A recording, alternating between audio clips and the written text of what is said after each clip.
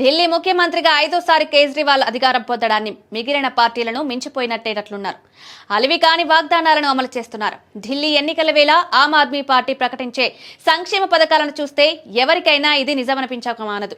నిజానికి మిగిలిన రాజకీయ నేతలకు కేజ్రీవాల్ కు చాలా తేడా ఉంటుందని భావిస్తారు.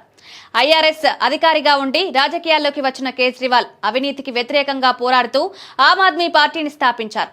ఇప్పటి వరకు 4 సార్లు ఢిల్లీ ప్రజలు ఆమ్ ఆద్మీ పార్టీని గెలిపించారు. కాంగ్రెస్ బీజేపీలను కాదని అరవింద్ కేజ్రీవాల్ కు పట్టం కడుతూ వస్తున్నారు. అయినా కేజ్రీవాల్ మాత్రం గత ఎన్నికల్లో ఎన్నికల వ్యూహకర్త ప్రశాంత్ కిషోర్ సాయాన్ని తీసుకున్నారు. ప్రశాంత్ కిషోర్ ఊరికే ఎన్నికల వ్యూహకర్తగా వ్యవహరించారు. ఆయన మినిమం ఛార్జ్ 100 కోట్ల రూపాయలు. అంటే కేజ్రీవాల్ కూడా అంత డబ్బు పెట్టి ఎన్నికల వ్యూహకర్తను నియమించుకున్నారంటే ఫక్తు రాజకీయ నేతగా మారిపోయారు. పంజాబ్ లో గెలవడంతో ఇక అధికారిక దాహం తీరనట్లు ఆయన వ్యవహరిస్తున్నారు.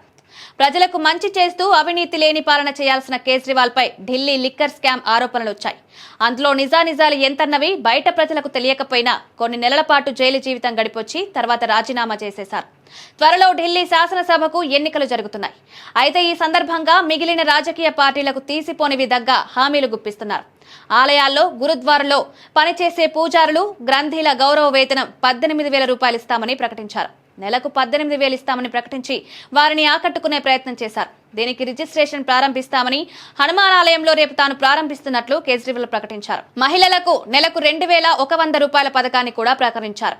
సీనియర్ సిటిజన్లకు మరో స్కీమ్ ను ప్రకటించి ప్రతి ఒక్కరిని ఆకట్టుకునేందుకు ప్రయత్నిస్తున్నారు. కేజ్రీవాల్ 5వ సారి ముఖ్యమంత్రి అయ్యేందుకు పడుతున్న పాట్లు మాత్రం ఇతర రాజకీయ నేత్రాలకు ఏమాత్రం భిన్నంగా లేవని అర్థమవుతోంది.